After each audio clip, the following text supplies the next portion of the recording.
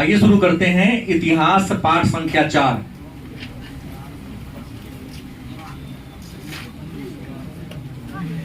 विषय कौन है? इतिहास।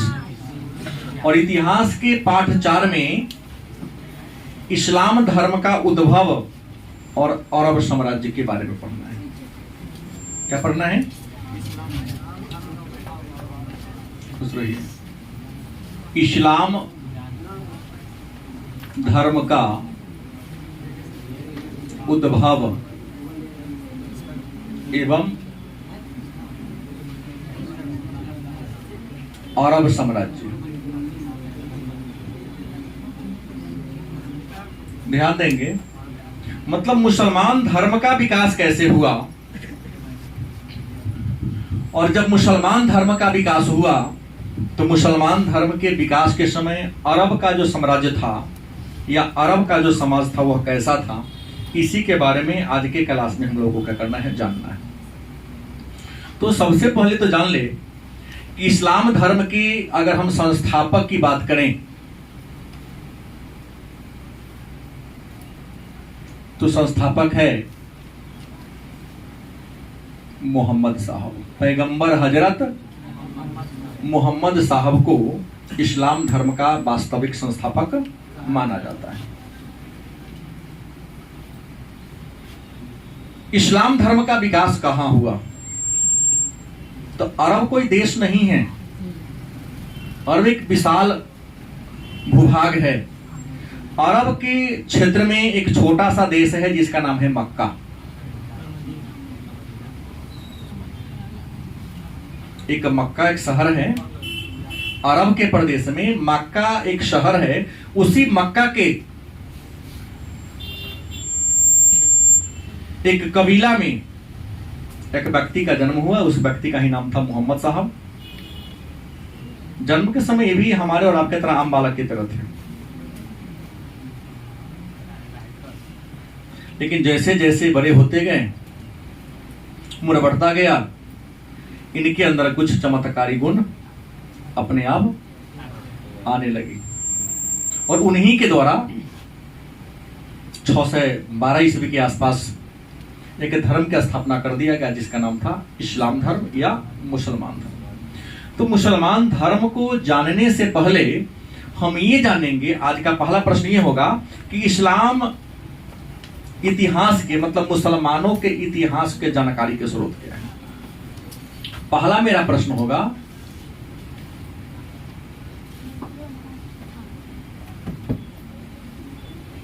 इस्लाम के इतिहास के जानकारी के स्रोत।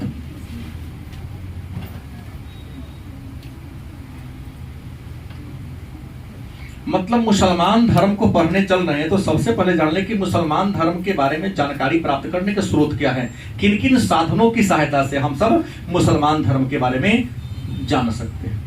तो आपको बता दें कि मुसलमान धर्म के बारे में जानकारी प्राप्त करने के स्रोत कितने हैं? 2 हैं। कितने स्रोत हैं? अनेक है, लेकिन 2 भाग में बांट दिया। एक का नाम है पुरातत्व और दूसरा है साहित्य। एक का नाम क्या है? हाँ, दूसरा का नाम क्या है? अब कहो कि सर पुरातत्व क्या होता है? तो मैंने पाठ 1 पढ़ाते के समय चर्चा किया था कि पुरातत्व संस्कृत भाषा के 2 शब्द पूरा और तत्व के मिलने से बना है। पूरा का मतलब होता है प्राचीन, तत्व का मतलब होता है सामग्री। धरती की खुदाई करने से जो पुराना सामान मिलता है उसी को क्या कहते हैं? और पुरातत्व के अंतर्गत क्या आएगा? स्मारक आएगा, बर्तन, सिक्का, हड्डी। अरब के क्षेत्र में जब खुदाई किया होगा धरती का तो कुछ न कुछ तो स्मारक मिला होगा। स्मारक या और भी कैसे तो भग्नावशेष, कलर के सही भवन का अवशेष मिला होगा। कुछ लोगों को मरने के बाद दफनाया गया होगा, दफन पर कब्र बनाया गया होगा। भवन बना होगा ना, बिल्डिंग, उसको स्मारक कहते हैं। उधर के लोग जो बर्तन का प्रयोग किया होगा तो बर्तन कुछ टूट फूट गया होगा तो मिट्टी में दब गया होगा। तो बर्तन किस धातु का बना था हम उसको देखकर तय कर सकते उस समय के लोग कैसे थे। प्लास्टिक के बर्तन में लेकर कहेंगे गरीब था, लेकिन फुलहा के बर्तन में खाता होगा, चांदी के बर्तन में खाता होगा, अमीर था। सिक्का मिला होगा, अब सिक्का मिला होगा तो कौन सी का सिक्का है, तांबा का है कि सोना का है कि चांदी का है कि पीतल का है कि लोहा का है। भाई सिक्का जिस धातु का होगा हम सिद्ध कर सकते हैं कि आदमी गरीब रहा होगा कि अमीर रहा होगा। गलती कि सही? सोना का सिक्का है इसका मतलब अमीर रहा होगा, और लोहा का सिक्का है मतलब गरीब रहा होगा। हड्डी मिला होगा, भाई हड्डी जानवर का होगा, और किस जानवर का हड्डी? तो हड्डी से पता चल सकता है कि यहाँ के लोग किन किन जानवरों से परिचित थे। तो पुरातत्व के अलावे कुछ साहित्य है, साहित्य में कई है, जैसे नंबर 1 में आता है सीरा, मतलब मुसलमानों के इतिहास के बारे में जानकारी प्राप्त करना है, इस्लाम धर्म को जानना है। एक किताब है जिसका नाम क्या है, सीरा, इसको पढ़ सकते हैं। दूसरा है हदीथ, आप हदीथ को पढ़कर भी मुसलमान धर्म के इतिहास को जान सकते हैं। तीसरा तफसीर, तफसीर को पढ़कर भी आप मुसलमान धर्म के इतिहास को जान सकते हैं। इसके अलावा कुरान और भी बहुत हैं, लेकिन 4 के बारे में हमने कहा कि मुसलमान धर्म के बारे में जानना है तो हमें सबसे पहले क्या पढ़ना होगा, सीरा पढ़ना होगा। क्या पढ़ना होगा?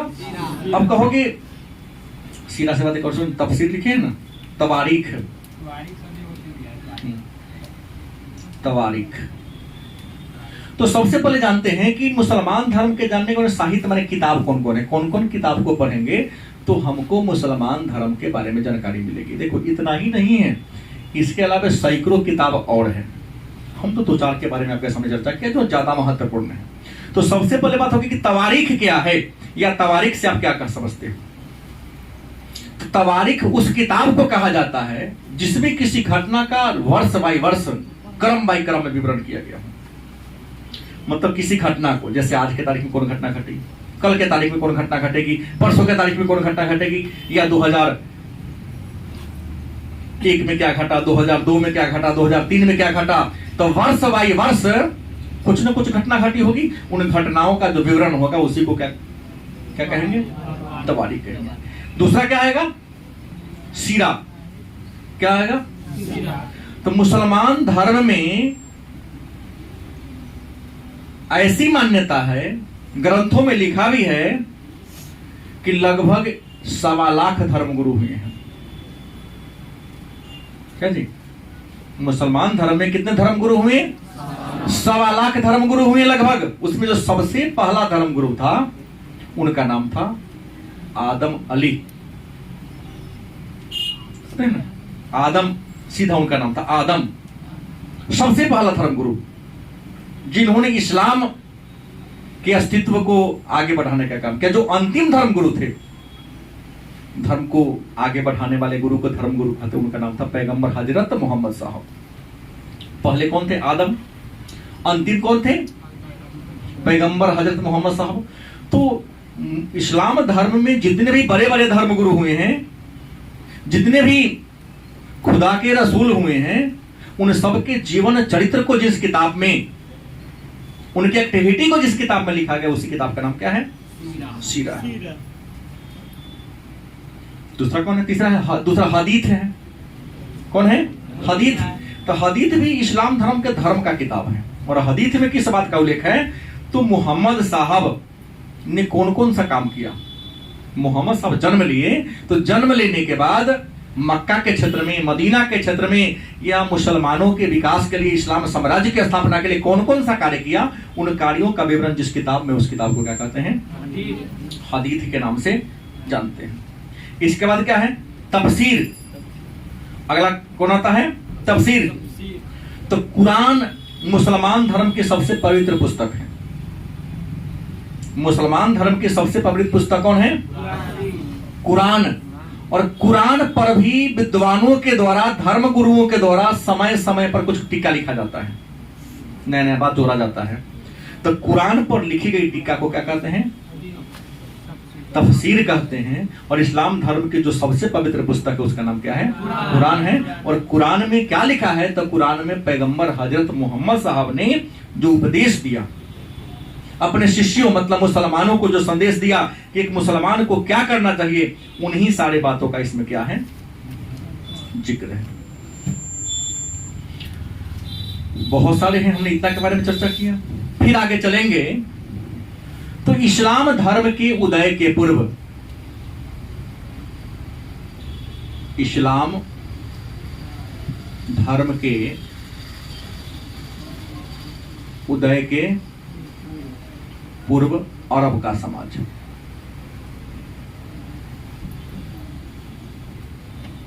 मतलब इस्लाम धर्म बाद में आया लेकिन अरब तो पहले से था। पहले समाज होगी तब ना धर्म होगा, कि पहले धर्म होगी तो समाज होगा? पहले समाज होगी, पहले व्यक्ति होगा तब परमात्मा होंगे।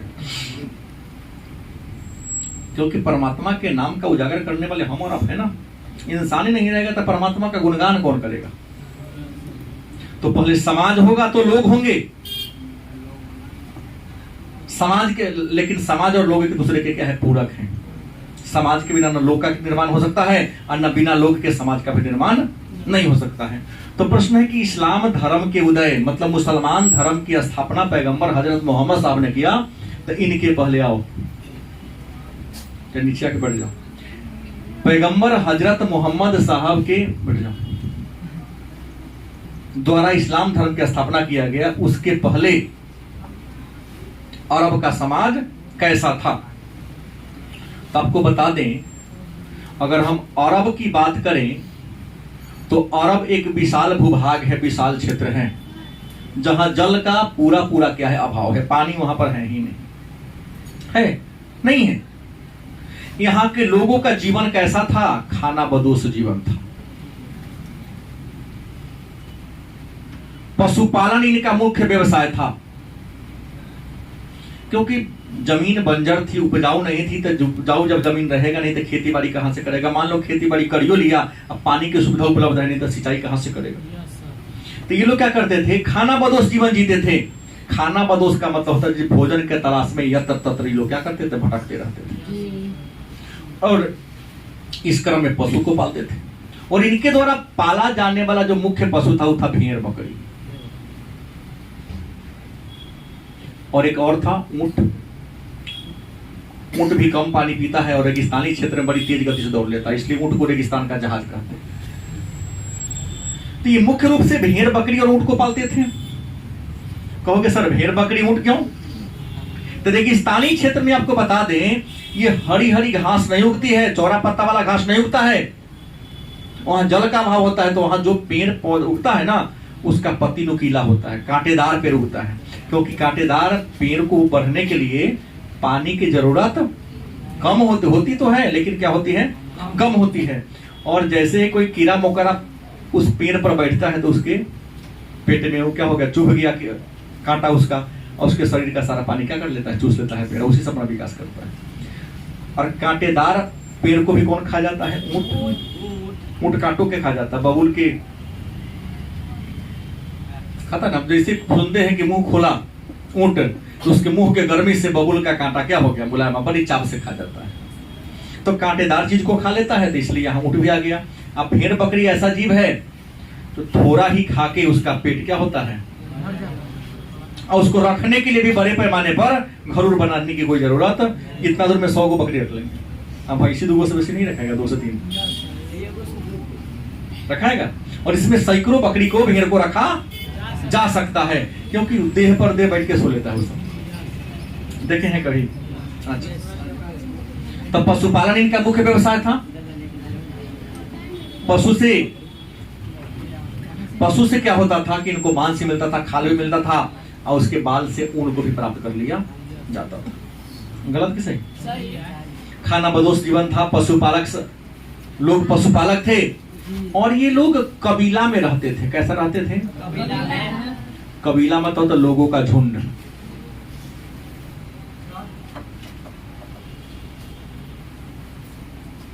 कबीला में रहते थे। फिर हम जाएंगे घर की कैसे होगा? सर लेंगे, ले जाइए गाड़ी में लगा। हमने कहा लोग कबीला में रहते थे, झुंड में रहा करते थे। गलत कि सही? लोगों के झुंड को कबीला कहते हैं। लेकिन एक बात था, कबीला में उसी को शामिल किया जाता था जो समान विचारधारा के, समान क्षेत्र के लोग। अलग गांव के लोग, अलग एरिया का लोग हो, उसको नहीं रखा जाएगा।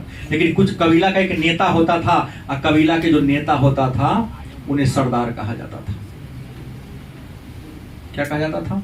सरदार तय करता था कि कबीला में कौन रहेगा, कौन, जैसे अभी हमारा कबीला है, हम इसके सरदार हैं, कौन रहेगा कौन नहीं रहेगा हम तय करेंगे।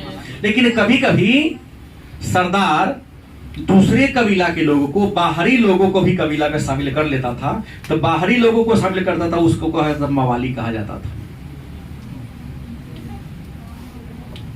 माने किसी कबीला में जब बाहरी कबीला के लोग को शामिल कर लिया जाता था तो उसे क्या कहा जाता था? मवाली कहा जाता था। और याद रखेंगे, मक्का के जो लोग थे, अरब के जो लोग थे, पहले बहुदेववादी थे। याद रखेंगे, पहले क्या थे? हाँ, बहुदेववादी थे। हाँ, और 340 प्रकार के देवी देवता की पूजा किया। 360 अरब में। ठीक है जाइए, लेकिन मैं क्लास ले रहा था, उस अलग समय पर आप आए हैं। यहाँ बहुदेववादी थे, लगभग 350 देवी देवता की लोग क्या करते थे? पूजा करते थे। और याद रखेंगे, हर कबीले का लोग झुंड में बटा था। हर कबीले का अपने एक अलग सरदार होता था, और हर कबीले का अपना को भगवान अलग होता था। गलत बोल रहा हूं? जैसे देखो, ये भी इस्लाम है, ये भी इस्लाम है, संघर्ष करती चलती दोनों का। वो कौन है? तो कौन मुसलमान है? कोई संघर्ष नहीं है। नहीं, सीधे मुसलमान। हाँ, सीधे मुसलमान है। ये मस्जिद में नहीं जाती है। कौन मस्जिद में जाती है? तू कौन मस्जिद? नहीं। कुछ नाम कही थी ना, नाम बता दीजिए। वो सब नहीं है। नहीं चलेगा, बताना पड़ेगा ना भाई। वो सब सर जैसे उपधर्म का। हाँ, तो उपधर्म में क्या है उसका, ये पूछ रहा हूँ। हाँ, बरेलवी है ये। हाँ, ये बरेलवी है। हाँ, देखो लड़ लिया ना, हम यही कहवाना चाह रहे थे। ऐसे ही अरब के प्रदेश में भी लोग बहुदेववादी थे। हर कबीला का अपना गुरु, कहा बरेलवी है तो ये कहेगा मुजफ्फराबादी है। नाम मैं नहीं जाता हूँ, ऐसे ही बोल दिया हूँ। उसके पापा कहाँ जाते हैं? उसी मस्जिद के घर के बगल में उसका घर है। ये पढ़ने कहाँ जाते हैं? उससे पढ़ने जाती है, मेरे यहाँ पढ़ने भी आती है। तो मेरा कहना है कि अलग अलग धर्म के, कबीला के अलग अलग भगवान थे, एक हेड भगवान। जैसे हम लोग, कुछ लोग हैं कृष्ण की पूजा करता है, कुछ राम की पूजा करता है, कुछ बुद्ध की पूजा किया, कुछ महावीर की पूजा किया, कुछ शिव की पूजा किया। ऐसे ही हर कबीला के कुल मिलाकर लगभग 350 के आसपास क्या थे? देवी देवता थे। और इनका जो धार्मिक केंद्र था, वो था मक्का। इनका धार्मिक केंद्र कहां था? मक्का। मतलब अरब के प्रदेश का जो मेन, जैसे अगर हम बात करते हिंदू की, तो उत्तर भारत में हिंदुओं का सबसे बड़ा धार्मिक केंद्र कौन है? काशी, जिसको वाराणसी कहते हैं। दक्षिण भारत में जाओगे तो वहां भी आपको मदुरई मिलेगा। तो इनके धर्म का जो सबसे बड़ा केंद्र था, जमावड़ा था, कौन था? मक्का। और मक्का में एक काला पत्थर था, मक्का में काला पत्थर था जिसे संगे अवसद कहा जाता था। मक्का में क्या था? एक काला पत्थर था जिसे क्या कहते थे? संगे अवसद कहा जाता था। और ये मक्का के लोगों में धर्म का प्रतीक था। अब कहोगे सर ये काला पत्थर या संगे अवसद है क्या? तो दो प्रकार की बातें हैं। इस संगे अवसद के बारे में इतिहासकार दो प्रकार की बात रखते हैं। एक विद्वानों का एक दल कहता है कि आसमान से टूटा हुआ तारा का एक अंश है। संगे अवसद जो काला पत्थर है, जो मक्कावा में है, मक्का के क्षेत्र है, इसके बारे में विचार दो हैं। कुछ विद्वान क्या कहते हैं, काला पत्थर लोग पूजता है तो काला पूजा करता है, वही पीके की तरह। ये हमारा डमरू का टूटा हुआ मनका है, पीके कह रहे ये तो हमारा रिमोट कंट्रोल है। गलत कि सही? एक ने कहा रिमोट कंट्रोल, दूसरे ने कहा कि नहीं ये तो भगवान शिव का डमरू का टूटा हुआ क्या है? मनका है। भाई जो हमको इस विवाद में क्यों पड़ना? इतिहासकार विवाद फंसा दिए। संगे अवसद जो मक्का में धर्म का प्रतीक था, धर्म का केंद्र था, काला पत्थर की वहां लोग पूजा करता है आज भी, उसी के चारों ओर जाता है, हज यात्री तो परिक्रमा करते हैं। ये है क्या? विद्वानों का कुछ दल कहता है ये जो काला पत्थर है रियल में आकाशमान से तारा टूट गया तो उसी का टूटा हुआ क्या अंश है, लोगों को मिला, किसी ने उसको स्थापित कर दिया। दूसरा विद्वान कहता कि नहीं, ये आसमान से टूटा हुआ तारा नहीं है। देवदूत को मुसलमान धर्म में देवदूत को जिब्रील कहा जाता है। क्या कहा जाता है? देवताओं के दूत को, मतलब मुसलमान धर्म में देवता को अल्लाह कहा, हम भगवान कह दिए, देवता कह दिए, है तो वही, तरीका अलग है, नाम पर बुलाने का अलग तरीका है। तो प्रश्न है कि एक दूसरा विद्वान कहते कि नहीं, यह तारा का टूटा हुआ अंश नहीं है, बल्कि देवदूत मुसलमानों का एक धर्म गुरु थे जिसका नाम था इब्राहिम। क्या नाम था? मतलब इब्राहिम एक मुसलमानों का धर्म गुरु थे, खुदा के रसूल थे, पैगंबर थे, उन्हीं को देवदूत ने एक पत्थर लाके दे दिया।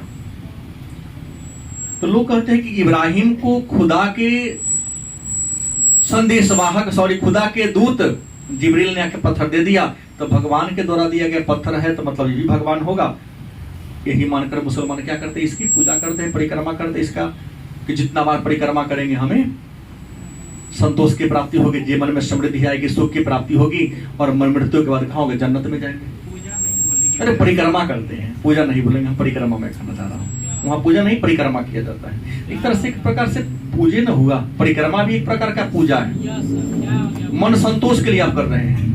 अगर विश्वास नहीं है तो कोई नहीं जाएगा, विश्वास है तब तो हजारों लाखों रुपया खर्चा करके वहां जा रहे हैं। तो क्या है, एक बात तो समझ में आ गया कि काबा क्या है। सो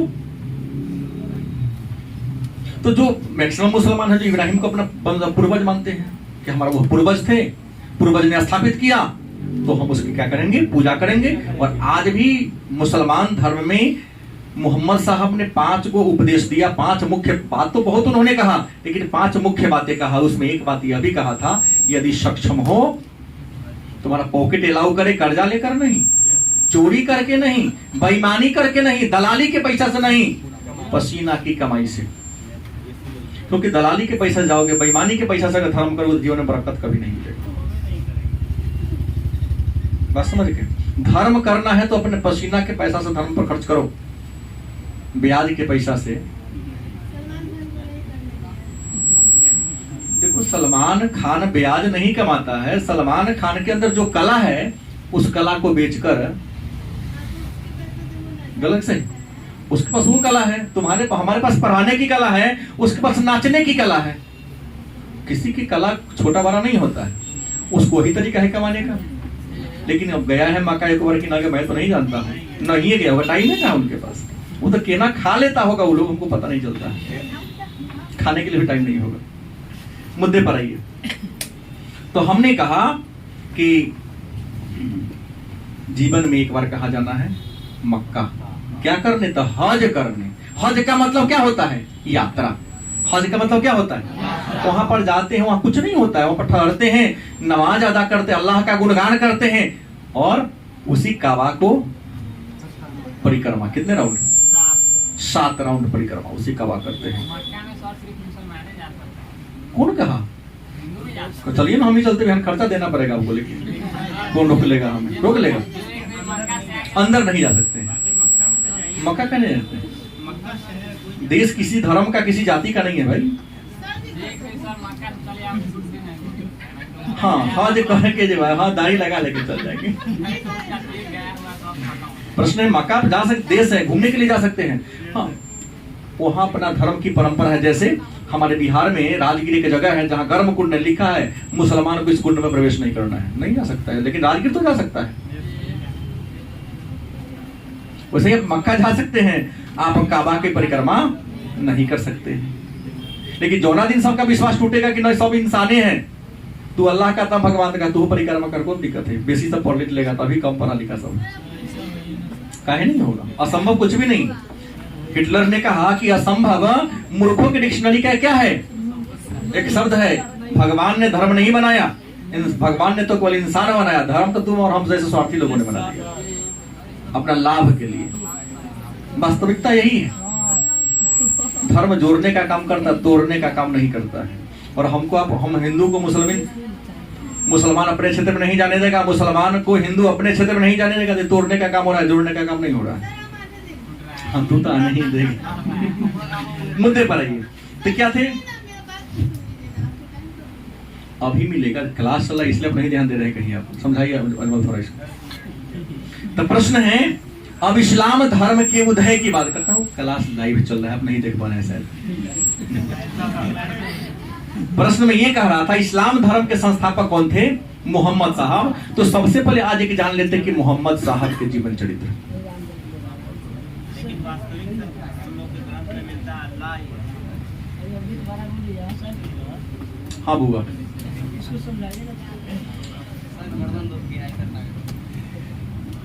देखिए आप वहां भी बैठते समय 6 बैठते कोई दिक्कत नहीं है। दिक्कत हमको ये होता है कि पढ़ते समय हल्ला नहीं होना चाहिए। हम डांटता इसलिए क्या जी, आप पढ़ने आए हैं, इसी पे हल्ला कर लेंगे तो ज्ञान आपको क्या मिलेगा? 23 घंटा तो हमारे पास आइए है, हम 1-1 घंटा तो आपको रखते हैं। 1-1 घंटा के लिए आप पैसा दिए हैं, पैसा के बदले में हल्ला करते हैं तो आपको लाभ क्या मिला? इससे अच्छा है तो पैसा खर्चा भी नहीं होगा, घर ही हल्ला करो। हम तो आपके हित के लिए कहता हूं ना। देखो, अब इस्लाम धर्म के संस्थापक कौन थे? मोहम्मद साहब।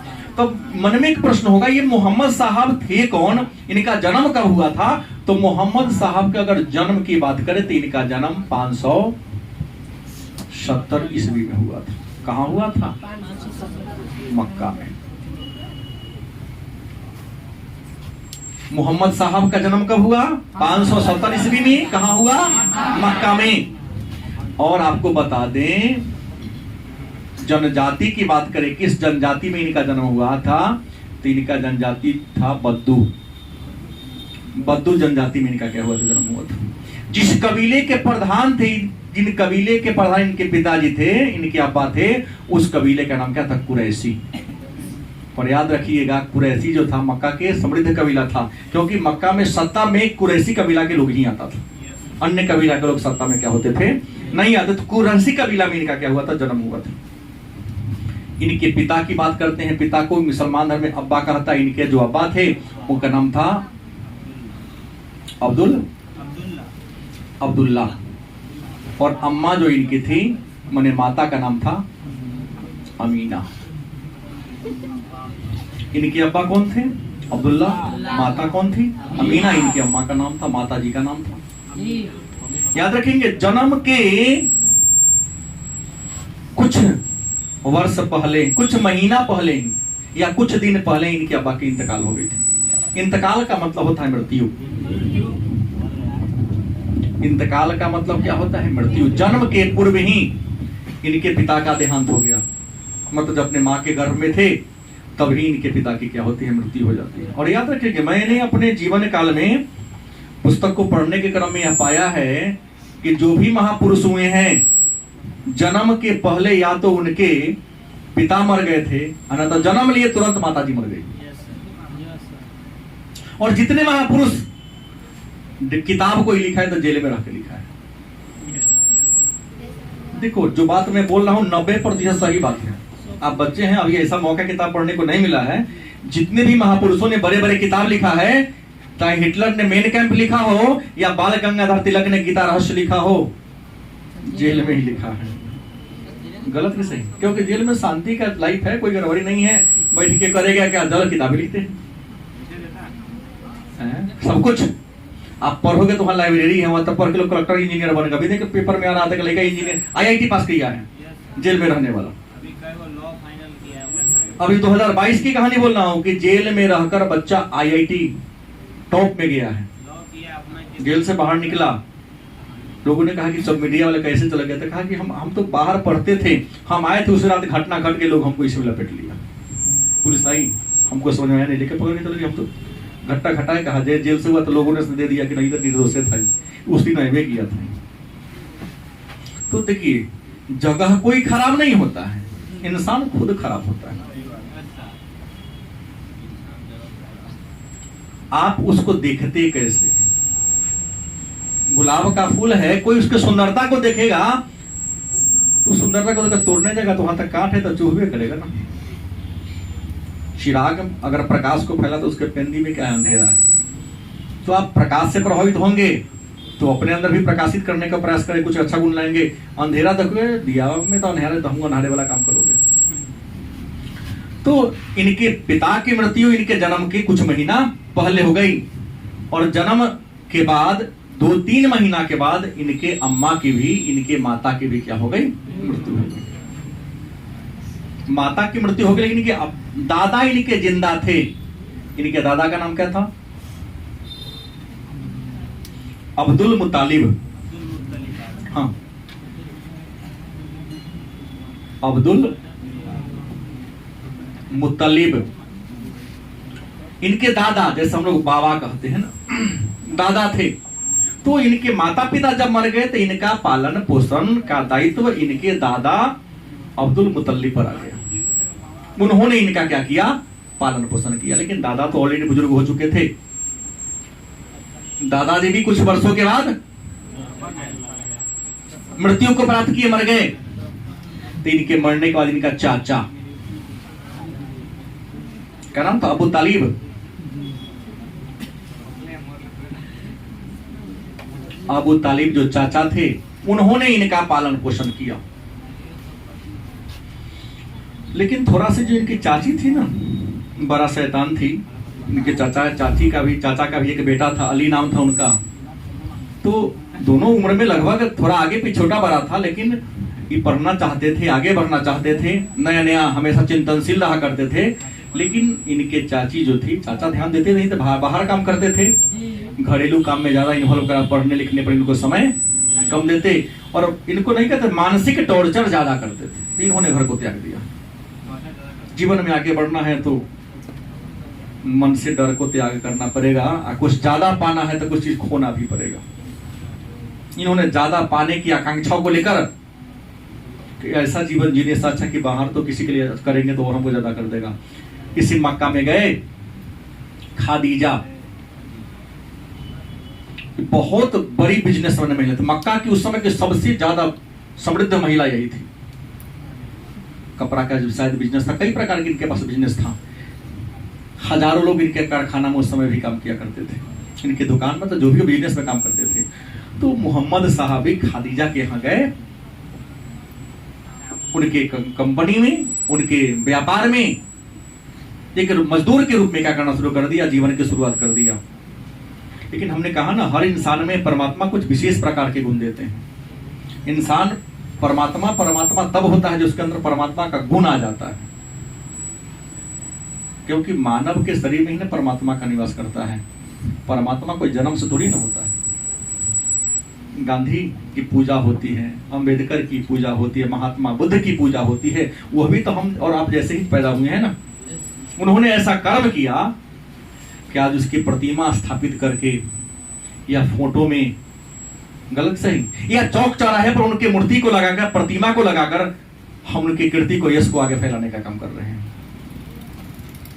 लेकिन आप लोग तो क्या है कि मोबाइल में अपना यश प्राप्त करना चाहते हैं। मोबाइल चला चला एक बच्चा बहुत सिनेमा देखता था। हमने कहा कि रे तू इतना सिनेमा क्यों देखता है? तो हमको कहा भैया तू ननो जना ऐसा छोट था, हमार बियाह शादी होगा तो बाल बच्चा कहेगी सिनेमा, चुप तू कथी देख ले, रिकॉर्ड बना रहे हैं। कैसे कोई सिनेमा ही नो जिसको नहीं देखेगा, तू कथी देखेगा? हम तो सब देख लिए हैं बचपन में। तो ऐसे ऐसे महापुरुष आप लोग हमारे सामने बैठे हैं। हाँ, सिनेमा देख के रोबोट दौड़ने वाला। तो खादीजा के यहाँ नौकरी की, बड़ी ईमानदारी से काम किया। खादीजा को लगा कि नहीं, ये इंसान जब से आया है हमारे व्यापार में भी तरक्की हुई है, प्रगति हुई है और इससे अधिक ईमानदार व्यक्ति नहीं मिलेगा। तो खादीजा से इन्होंने 595 ईस्वी में खादीजा से इनका क्या हो गया, निकाह हो गया, विवाह कर लिया। निकाह का मतलब विवाह होता है। मतलब मोहम्मद साहब का खादीजा से विवाह 595 ईस्वी, मतलब कैसे साल में, 25 साल में हुआ। इस समय खादीजा का उम्र था लगभग 40 साल और मोहम्मद साहब का उम्र था 25 साल। अब देखो, विवाह कर लेने के बाद मोहम्मद साहब की लाइफ में एक बात जरूर आया, क्या? तो आर्थिक तंगी से मुक्त हो गए। एक बात देखिएगा, इंसान की पहचान चाहे पूर्व काल में हो, प्राचीन काल में हो, चाहे मध्य काल में हो, चाहे वर्तमान काल में हो, चमड़ी से नहीं होता है। इंसान की आज पहचान उसके पैसा से है। आपके बात को वेट आपके पॉकेट की मोटाई पर दिया जाता है कि आपके पॉकेट की मोटाई कितनी अच्छी है। शायद मैं तो यही मूल्यांकन कर रहा हूं, सच्चाई यही है, जीवन की वास्तविकता यही है।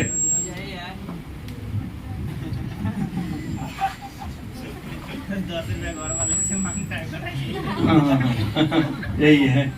प्रश्न क्या है? तो मोहम्मद साहब के पास जो आर्थिक समस्या थी उससे क्या हो गए? मुक्त हो गए। और एक बात है, मोहम्मद साहब व्यापार के सिलसिले में खदीजा के यहाँ जब नौकरी करते तो व्यापार के सिलसिले में मक्का के अलावे सीरिया, इराक, ईरान, इन देशों की यात्रा करते। इन देशों की यात्रा करने के क्रम में बहुत सारे संतों से इनकी मुलाकात हुई। हमने कहा ना, आप जैसे लोग के साथ रहोगे तुम्हारा विचार वैसा हो जाएगा। बार बार बोलता हूं, जो हमारे संस्था में न सुधरा, भारतवर्ष का कोई महाटर सुधार नहीं सकता है उसे। हाँ, अपने अंदर चेतना चाहिए तो सुधर ही जाएगा।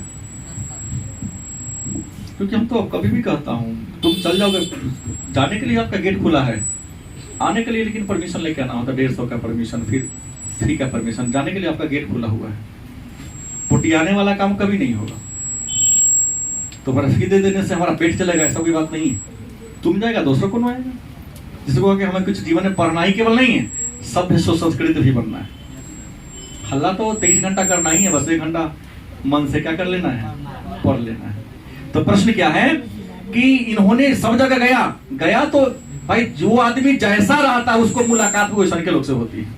इस संत थे, इनको संत से मुलाकात हुई, तो उनसे मुलाकात हुई तो उसी प्रकार की बात को सुनते सुनते इनके अंदर अब वैराग्य की भावना आ गई। साधु वाला गुण आने लगा। ये मोह माया सब बेकार है। बाल बच्चा, बेटा बेटी सब कहती है पापा पापा तब कर, सर जी तब कहेगा, सर जी पढ़ा रहे हैं, ना पढ़ाएंगे तो गुरुआ लो कहीं। गाँव में गुजरते हैं ना, गट बंद कर लेता है, गेट बने, कहीं चाय पिलाना का, पंडित जी सब्जी बहुता खाते हैं, दही चूड़ा। गलत की सही?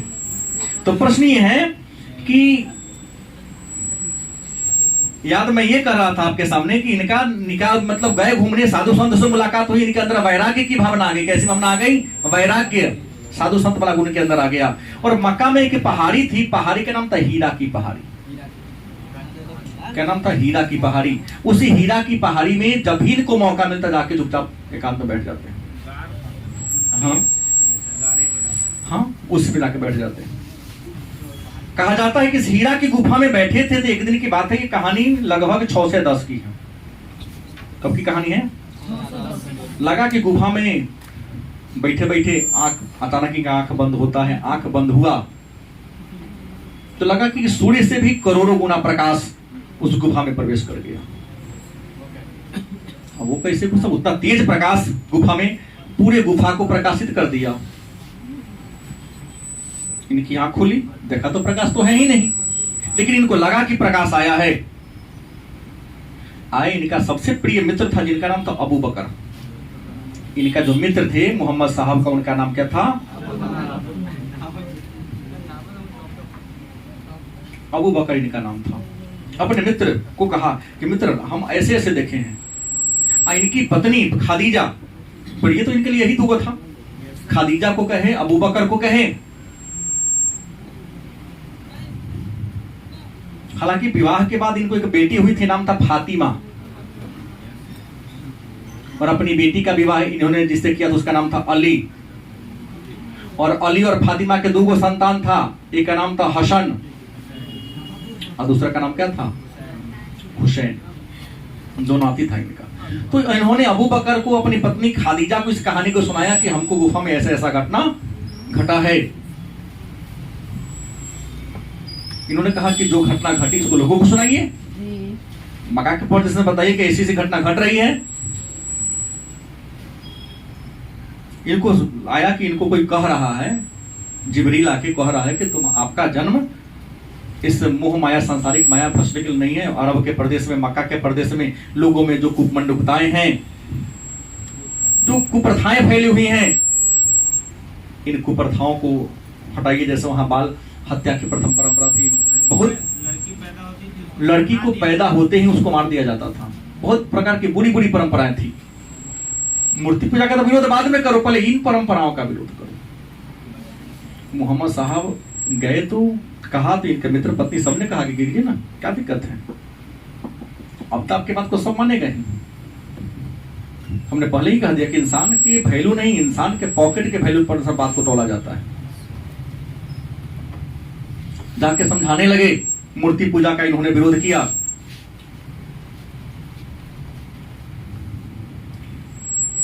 कुछ लोगों ने इनके बात को माना, जो शासक वर्ग के लोग थे कुरैशी वाला इनके बात को नहीं माना।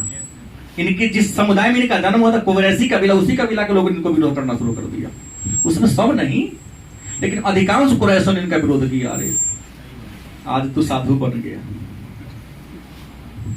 देखा कि अगर विरोध नहीं करेंगे तो मूर्ति पूजा से लाखों करोड़ की आमदनी कमाई कमाता था। ये हत्या उत्या करके सब बहुत पैसा कमाता था। पूरा मक्का उन्हीं लोग क्या करेंगे। कुरैशों के हाथ में इन पूरे मक्का का दबदबा फैला हुआ था। तो मोहम्मद साहब ने इनका विरोध करना शुरू कर दिया। तो ये कुरैशों ने क्या किया, मोहम्मद साहब का विरोध कर दिया। उन कुरैशों के विरोध के कारण मोहम्मद साहब को 622 ईस्वी की कहानी है। 24 सितंबर, ठीक है, 24 सितंबर 622 की कहानी है कि मोहम्मद साहब को मक्का छोड़कर मदीना की ओर पलायन करना पड़ा। मदीना को नबी का शहर कहा जाता है। मोहम्मद साहब को 24 सितंबर 622 को मक्का त्यागना पड़ा। किसके विरोध के कारण? कुरैशों के विरोध के कारण। यहाँ कुरैशों के विरोध के कारण मोहम्मद साहब को मक्का से कहाँ जाना पड़ा? मदीना में जाना पड़ा। मुसलमान में इस घटना को हिज्र कहते हैं या हिजरत, और यहीं से मुसलमानों का कैलेंडर शुरू हुआ जिसको हम हिजरी संवत के नाम से जानते हैं, और चंद्रमा की गति पर जुड़ा हुआ है। और मुसलमानों का एक वर्ष बराबर 355 दिनों का होता है।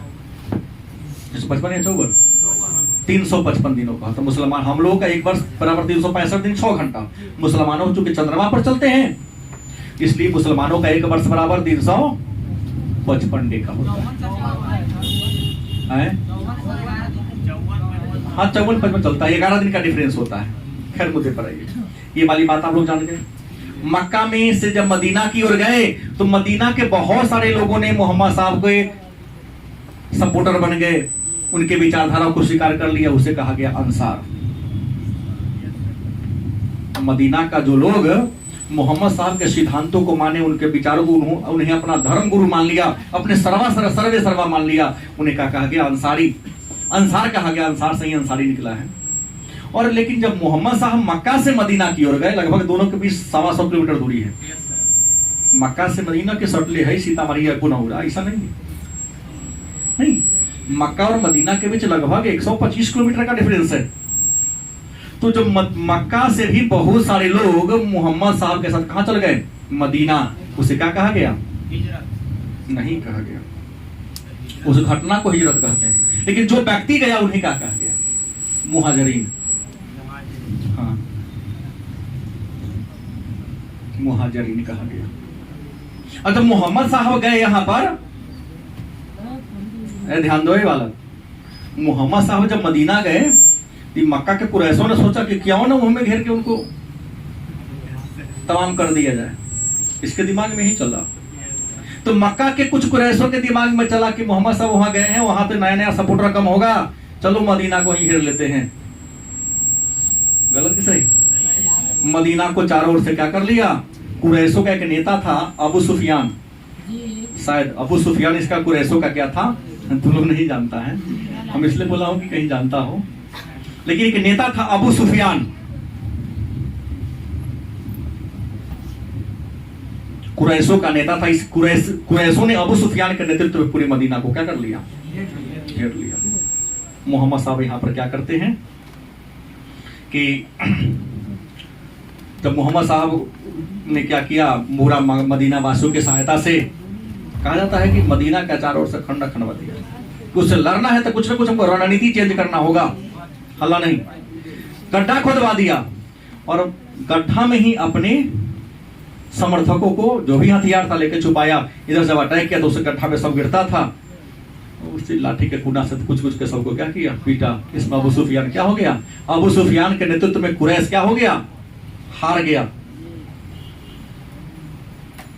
माने कुरैशों को मोहम्मद साहब ने मदीना वासियों की सहायता से उस लड़ाई को खंदक का युद्ध कहते हैं, क्योंकि मदीना का चारों से कहीं क्या खनवा दिया था, गहीरा खंडक, बड़ी कुटाई करके पीटा सबको। लड़ाई में हार गया। अबू सुफियान ने मोहम्मद साहब के सामने नतमस्तक हुआ कि हमको अब क्षमा करिए, प्राण बकसी बहुत बड़ी बात है। कहा कि तो संधि करेंगे थोड़ो। मोहम्मद साहब पुनः 529 के आसपास की कहानी है कि कहाँ आए, मदीना से मक्का आए और कुरैशों के साथ मिलकर नेता बना दिया किसको, अबू सुफियान को। एक संधि किया जिसको हुदैबिया की संधि कहते हैं। और इस हुदैबिया की संधि में तय हुआ कि अगला 10 साल तक शांति व्यवस्था को बहाल रखना है, मूर्ति पूजा नहीं होगा। हाँ, संगे अवसद को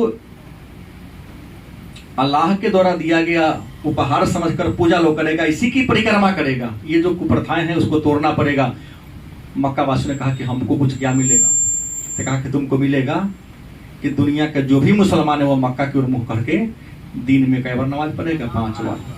पश्चिम नहीं कहिए, मक्का की ओर मुंह करके नमाज पढ़ता। हम पश्चिम इसलिए कहते हैं क्योंकि मक्का से हमारा इंडिया पश्चिम है। जो मक्का से पश्चिम में देश होगा पूरे भरे मुंह करके नमाज पढ़ता होगा। तो मुसलमान पश्चिम की ओर मुंह करके नमाज नहीं पढ़ता है। मक्का संधि हुदैबिया की संधि में हुआ 529 में, सॉरी 629 में, कि मक्का की ओर मुंह करके सारे मुसलमान को नमाज अदा करना है। और अंत में 632 में मोहम्मद साहब का इंतकाल हो जाता है। मोहम्मद साहब तो मर गए, लेकिन मरने से पहले एक विशाल मुस्लिम साम्राज्य की स्थापना कर लिया था, अरब साम्राज्य की स्थापना कर दिया। इनका अपना कोई बेटा नहीं था और बेटा भी नहीं था, और संयोग से इन्होंने अपना उत्तराधिकारी भी किसी को घोषित, अब ये उत्तराधिकार का संकट आ गया। तो मोहम्मद साहब का उत्तराधिकारी कौन बनेगा, विवाद खड़ा हो गया। तो हुआ कि एक उम्मा को सौंप दिया गया। मुसलमान धर्म में जो वरिष्ठ लोग थे, उन वरिष्ठ लोगों के समूह का नाम क्या था, उम्मा। ये उम्मा को सौंप दिया, आप तय करो कौन सत्ता को चलाएगा, क्योंकि अपना बेटा तो है नहीं। अब बेटा है नहीं, अपना दामादों के घोषित नहीं किए हैं, ये अपने नाती को भी नहीं कहा दिया कि तुम हमारा बात बन जाना। तो उम्मा के हाथ में चला गया। उम्मा ने कहा कि नहीं, हम उम्मा के हाथ में सौंप दिया गया। और मोहम्मद साहब का मित्र था कौन, अबू बकर। उन्हें कहा कि आप तो कुर्सी पर बैठिए, क्योंकि आपसे ही ज्यादा वो मानते थे। उम्मा ने अबू बकर को पद पर बैठा दिया और अबू बकर ने कहा कि देखिए हम टेम्पोररी हैं, इस पद को संभालने के लायक मैं नहीं हूं, इतना चलेगा। तो उम्मा ने क्या किया, ठीक है, एक पद का सृजन कर दिया। उस पद का नाम था खलीफा। खिल्लत के पद का सृजन किया, और जो व्यक्ति खिल्लत के पद पर बैठे उसे क्या कहलाएगा, खलीफा। इस प्रकार से इस्लाम धर्म का पहला खलीफा अबू बकर बना और इस्लाम धर्म का अंतिम खलीफा मुस्तफा कमाल पाशा बना। हाँ, नहीं मानता था, लेकिन लिखता है इतिहास में, इसलिए मुझे पढ़ना पड़ता है। उसी के शासनकाल में खलीफा के पद को 1924 में खत्म कर दिया गया। वो अंग्रेजों के, मैं नहीं कहूंगा कि लोग विरोध कर देंगे, अंग्रेजों के पिछलगू थे वो, अंग्रेजों के अनुसार वो चलते थे। तब ना अंग्रेजों ने दबाव दिया, खलीफा के पद को ही तोड़ दिया। जिस खलीफा के पद को बहाल करने के लिए इंडिया के अली बंधु ने अपने प्राण की आहुति दे दी। मोहम्मद साहब ने नेतृत्व स्वीकार कर दिया और मुस्तफा कमाल पाशा तो खलीफा के पद को ही तोड़वा दिया। खैर मुद्दा जो हो, अब मोहम्मद साहब ने अपने शिष्यों को क्या उपदेश दिया, क्या फॉलो करने के लिए कहा, क्या पालन करने के लिए कहा, इस बात की चर्चा कल के क्लास में।